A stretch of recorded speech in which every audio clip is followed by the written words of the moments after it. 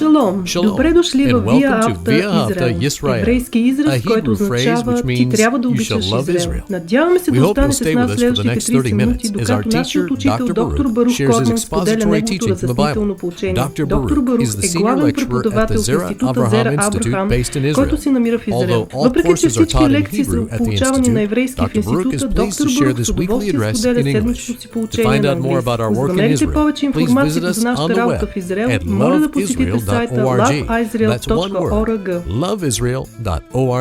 Сега ето д-р Барух с неговото поучение. В писанието ние виждаме, че Бог е способен да снабдява. Няма значение каква може да бъде нуждата. Бог е способен да я осъществи.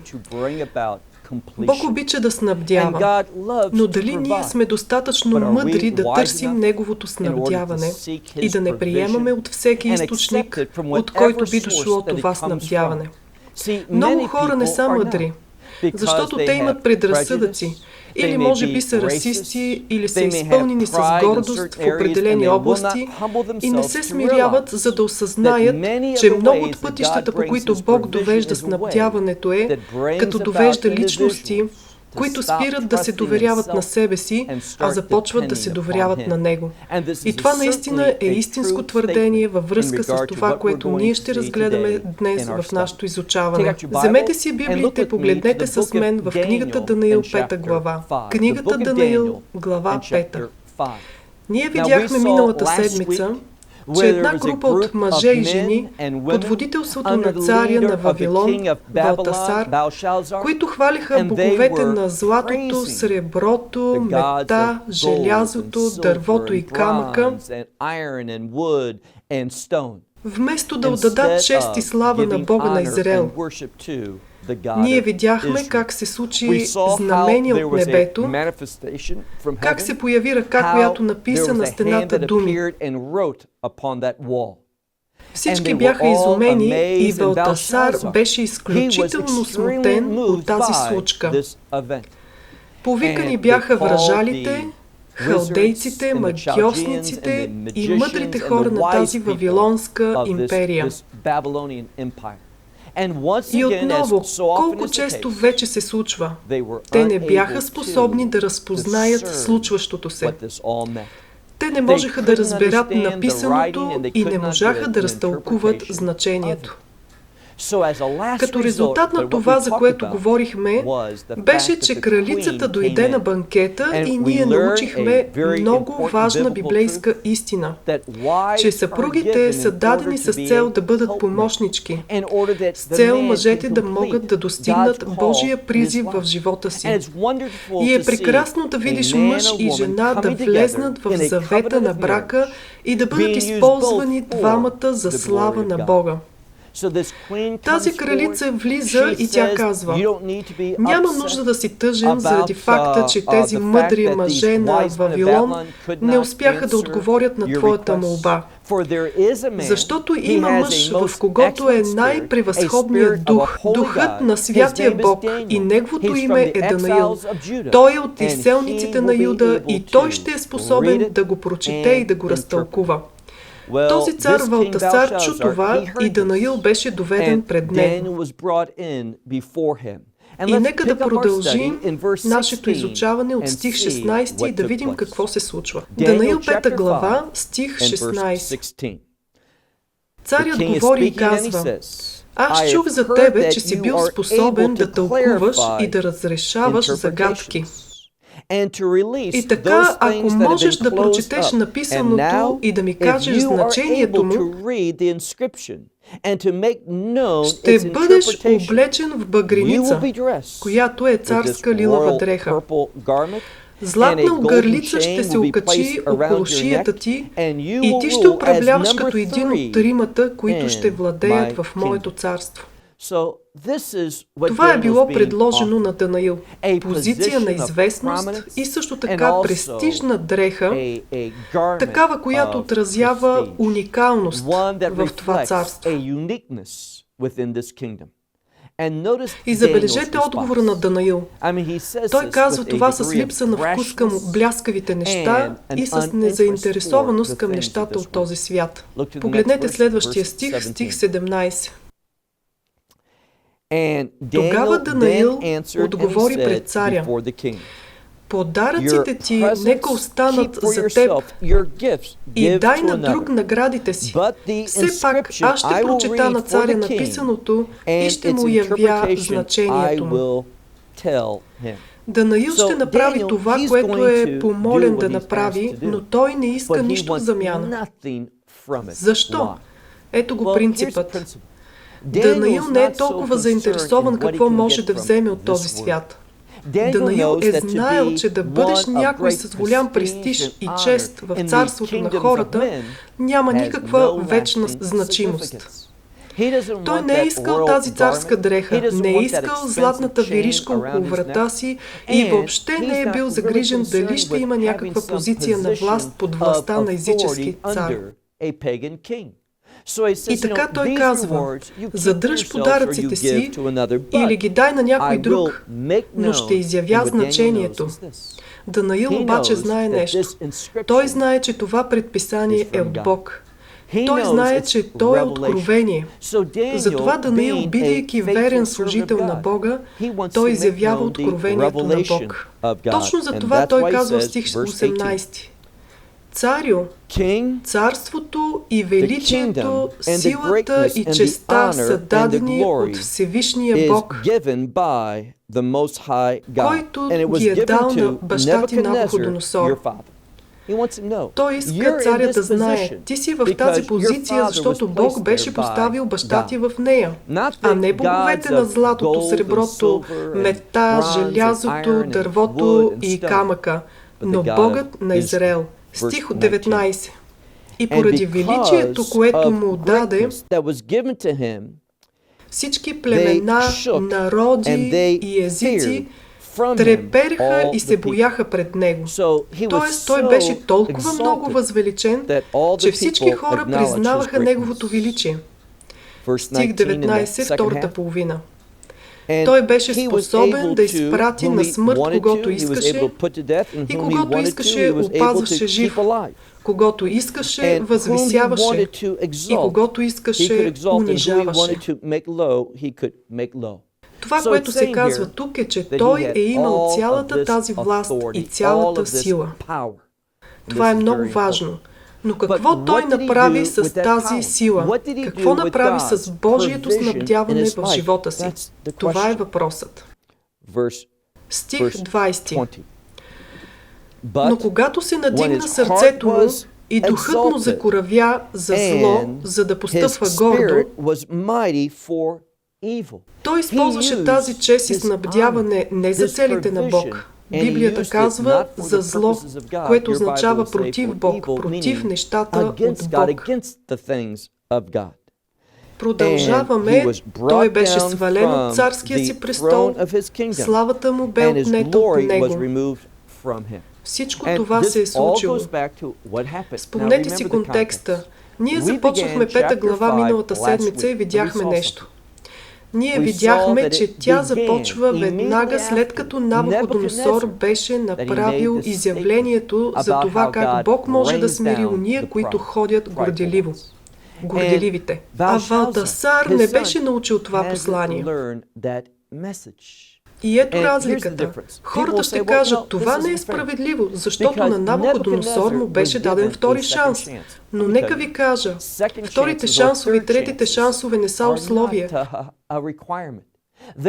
Те са следствие на Божията благодат и Бог не е длъжен да бъде благодатен по същия начин към всички хора. Той трябва да бъде справедлив. Това, което откриваме тук е, че Навуходоносор беше приемник на тази благодат, но намерението беше хората да се получат от него. Това означава, че това, което Бог направи в неговия живот, чрез неговия живот, чрез осъждението и възстановяването, което последва. Този мъж Валтасар е видял всичко от това, той е бил приемник на същото откровение, но той се е разбунтувал срещу него. Точно това искал Данаил да му припомни. Затова той казва, спомняш ли си, когато сърцето на твоя баща се възгордя и духът му се закорави, за да върши зло, тогава той беше свален от царския си престол и славата му беше отнета от него. Стих 21. И той беше изгонен измежду хората. Сърцето му стана като на животните и жилището му беше между дивите осли. Хранеха го с трева като говедата. И тялото му се мокреше от небесната роса. Докато какво? Докато той призна, че Всевишния Бог владее или управлява над царството на хората и поставя над него когото иска. И така, Бог е суверенен. И това вероятно е третия, четвъртия или петия път, когато тази истина е изявена в нашето поучение от глава 4 и 5 глава. Приложението на текста е, че този мъж Валтасар е бил свидетел на това, което се е случило, но не е реагирал правилно на свидетелството на Бог. И ние трябва да попитаме себе си, аз правя ли същото? Аз правилно ли реагирам на свидетелството на Бог? Аз научавам ли това, което Бог ме получава? Научил ли съм го и прилагам ли го в живота си? Или съм го забравил и се връщам отново в стария си начин на живот? Точно това ние трябва да попитаме себе си. И ако не отговаряте утвърдително, че вие правите тези неща, прилагате ги в живота си и се учите от Божието откровение, вие може да очаквате да се случи това, което ще се случи в този пасаж. Защо казвам това? Погледнете, ако искате, стих 22. А ти, Валтасаре, негов син, ти не си смирил сърцето си, макар и да знаеш всичко това. Точно това, за което говорихме. Той е бил свидетел, той е знаел какво се е случило, но това не е донесло промяна в живота му. Той не се е очовечил. Стих 23. Аз си се надигнал или възвеличил против небесния Господ. Ето отново промяна. Като се върнем първоначално, когато беше казано Богът на небесата, след това беше казано Царят на небесата, като един, който е с авторитет, а сега е използван дори по-силен термин. Господ или Господар на небесата. Какво си направил? Издигнал си себе си, защото донесоха пред тебе съдовете на дома му, Божия дом, храмът, с които пиехте вино, ти и големците ти, жените и наложниците ти, и ти славослови или прославя сребърните, златните, медните, железните, дървените и каменните богове, които не са способни да виждат, нито способни да чуват, нито способни да разбират, а Бога, в чиято ръка е дишането ти и в чиято власт са всички твои пътища, не си възвеличил или не си му отдал слава.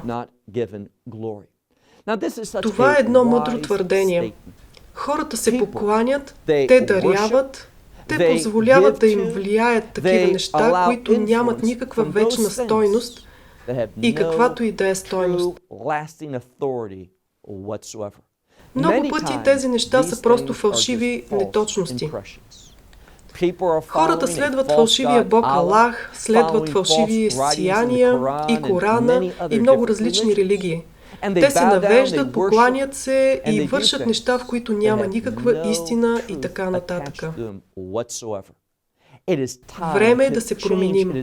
Време е да се покаем. По някаква причина ние получаваме много имейли от мюсюлмани и в един такъв имейл ми зададоха въпрос: ти обичаш ли мюсюлманите? Аз написах отговор: да, аз ги обичам. На нас ни е заповядано да обичаме всички хора и да сме готови да положим живота си за другите. Един добър човек може да предаде живота си за неговия приятел, Но един, който е под Божия авторитет, би трябвало да предаде живота си за всички хора, за да може другият човек да живее малко по-дълго и да има възможност да предаде живота си на Месията. Ние не сме против самите личности, а против вярването в фалшиви учения. Това, което имаме тук, е твърдението на Данаил, който казва: ти се покланяш некоректно, ти следваш идоли, които не са способни да направят нищо, и не се покланяш на онзи, в чиято ръка е дишането ти. Стих 24. Какво се случва? Затова от него е била изпратена частта от ръката, и това писание бе написано. Стих 25. И ето писанието, което бе написано: М'не, Т'кел, упарсин. И така, за да покаже Данаил, че знае точно това, което означава написаното, той е бил способен да прочете тези букви, които другите вражали, магьосници, халдейци и мъдрите мъже на Вавилон не са били способни да направят. И така Данаил казва: ето писанието, което бе написано от тази ръка, която се е появила. М'не, Т'кел, упарсин. Той не само е можел да го прочете, но е разбирал езика. Продължаваме да четем стих 26. Сега ще даде тълкуванието. Ето и значението му. М'не, Бог е. И това е свързано както с арамейския, така и с еврейския. Ние откриваме думата М'не, която е от еврейската дума мана, която означава назначен. И така Бог е преброил дните на царството и е открито, че те са към края си. Те са изпълнени, свършени. А сега думата Т'кел. Претеглен си на везните и си бил намерен недостатъчен. И така царството ти приключва и ти си намерен недостатъчен пред мен. А думата парес означава: царството ти бе разделено и бе дадено на мидяните и персите. Това, което Бог казва тук, е нещо много важно. И това е, че идва промяна. Нека да спрем за момент. Ние може да се върнем и да помислим за Навуходоносор, неговия баща. В неговия живот също е била дошла промяна. Нали си спомняте тези 7 години, когато беше изгоден, но сега е различно. Имаше пророчество, отнасящо се за Навуходоносор, че неговото царство ще му бъде възстановено след 7 години. Но тук ние откриваме внимателно в текста, където се казва, че неговото царство няма да му бъде възстановено, но ще бъде дадено на други. Казва се в стих 28. Ще бъде дадено на мидяните и на персите. Тоест, ще има нова империя, която ще се издигне. Стих 29. Тогава Валтасар, след като чу това, той заповяда да облека Данаил в багреница, която е царското лилаво, да окачат златна огърница около шията му и да прогласят за него да бъде един от тримата, които да владеят царството. И сега какво имаме тук? Ние имаме резултат. Този мъж Валтасар изпълнява думата си. Той знаеше, и ето го ключът. Той знаеше дълбоко в себе си, че това, което Данаил му е казал относно написаното, той е знаел, че е вярно. Защо? Защото той наистина е преживял това, което се е случило в живота на неговия баща. Как Навуходоносор е бил издигнат по един много велик начин. Как царството му е било толкова разточително, било е толкова проспериращо и богато. И как за един момент е било отнето от него. И после как за друг един момент то е било възстановено отново на него.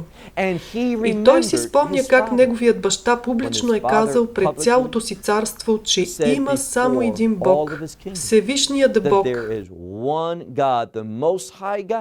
И че той въздига който си иска и смирява друг, който си иска. И как правилният начин на отклик към този Бог е да го славиш, да го почиташ, да го прославяш и да му служиш, чието пътища са истини и чието действия са праведни. Валтасар е знаел това, но той не го е изявявал. Нека ви задам въпрос. Отново, това не е нов въпрос за нас, но и един, който се задава повторно, и то е: какво Бог е открил на теб? Ти отнасяш ли се вярно с Него? Ако така правиш, ти ще откриеш, че промяна започва да се случва в живота ти. Ти ще откриеш духовна зрялост. Но ако ти не си мъдър и ти отхвърляш откровението на Бог, знаете ли какво ще се случи? Ти ще откриеш, че Бог ще... И този принцип е вече установен в света, че когато се разбунтуваме срещу откровението, това ще причини закоравяване на сърцето и то ще стане глухо за следващо откровение от Бог. И за това следващия път, когато нещо дойде, то ще бъде много трудно за нас да отговорим. Това ни поставя в позиция на падение, вместо да бъдем издигнати. Защо го казвам по този начин?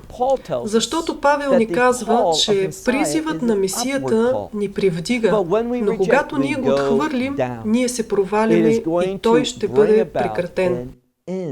Издигането има връзка с бъдещето. Издигането има връзка с преживяването на царството.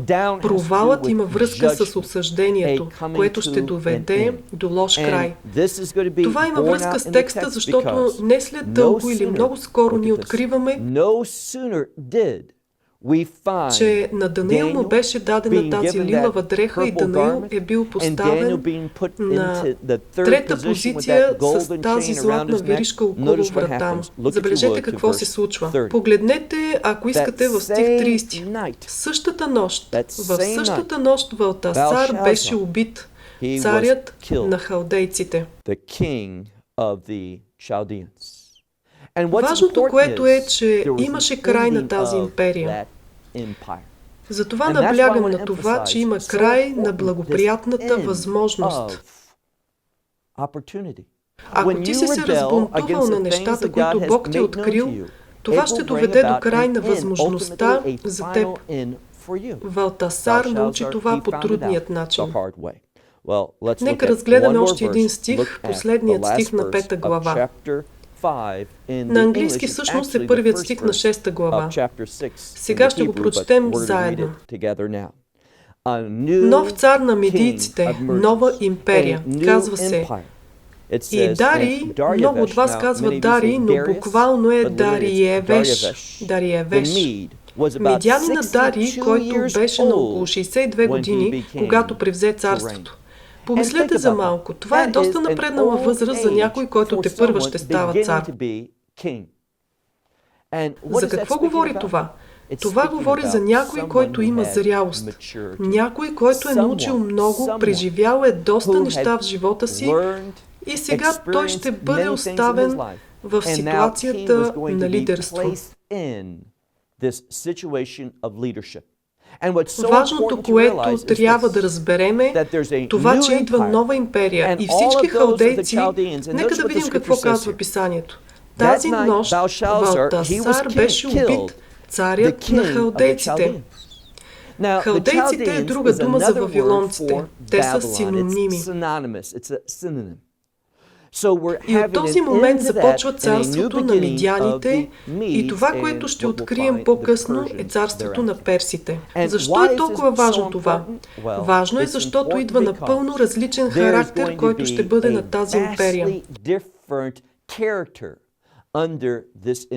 Сега медийците и персите, например, ние знаем за цар Ахашверош в книгата Естир и ние виждаме други времена, в които са преследвали еврейския народ. Но ето го ключът. Имало е време, когато нещата при медийците и персите са се случвали добре.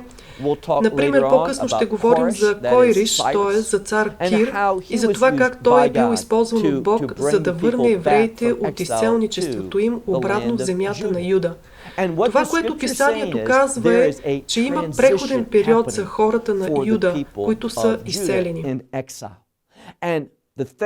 И това, което се случва е, че приключва ерата на халдейците. Вече ги няма вавилонците. Но знаете ли кой е останал? Данаил.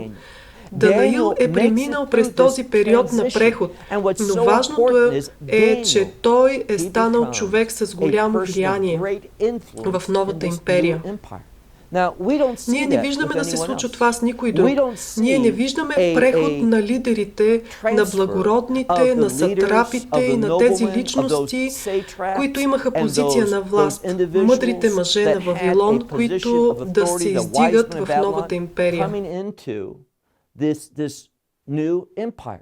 Не, те са приключили, но Данаил преминава през този преход. Какво ни показва това? Божия суверенитет. Бог е в контрол. Бог използва Данаил. Защо? Какво получавахме за Данаил? Той е от изгнанниците на Юда, т.е. Данаил е част от хората, върху които Бог е поставил ръката си за целта да донесат благословение. Много хора забравят нещо. Първо Бог беше поставил Данаил за вавилонците, за да ги благослови с откровение, но те го отхвърлиха. Второ, Бог постави Данаил, за да благослови мидяните и персите. Защо? Бог използва Израел за това. И точно това виждаме да се случва в сегашния свят. Ние виждаме да се надига антисемитизъм, ние виждаме антиизраелизъм, който расте публично между много политически лидери на градове и на независими нации, и между други групи от Обединените нации и в Европейския съюз. Защо е така? Бог е на път да донесе приключване. Той ще донесе приключване на този свят, за да установи царството си. И какъв е ключът на това? Израел. Хората не вярват на това дори и в църквата, но е фактуално твърдение. Бог ще използва Израел по един мощен начин в последните дни, правейки така, много езичници ще дойдат до вярата и после царството ще бъде установено. И понеже този свят е в тъмнина, какво посочва писанието? Валтасар беше убит посред нощ. Защо посред нощ? Посред тъмнина. Защото липсваше откровението на Бог. А когато липсва откровение от Бог, какво се случва? Ти ще бъдеш против това, което Божието снабдяване иска да снабди за благословение. Вижте, хората не искат Царството Божие. Те харесват тъмнината, те харесват този свят и не искат праведните промени, които Бог иска да направи в този свят. Въпросът е къде ние ще бъдем по време на този преход. Ще бъдем ли намерени верни или ще отхвърляме откровения, докато намерим себе си отсечени като Валтасар. Той знаеше истината, но той не искаше да се покори. Ето отново, ти също трябва да вземаш това решение всеки един ден. Завършвам с това до следващата седмица. Well, we hope you will benefit from today's message and share it with others. Please plan to join us each week at this time and on this channel for our broadcast of loveisrael.org. Again, to find out more about us, please visit our website, loveisrael.org. There you will find articles and numerous other lectures by Baruch. These teachings are in video form. You may download them or watch them in streaming video. Until next week, may the Lord bless you in our Messiah Yeshua, that is, Jesus, as you walk with Him. Shalom from Israel.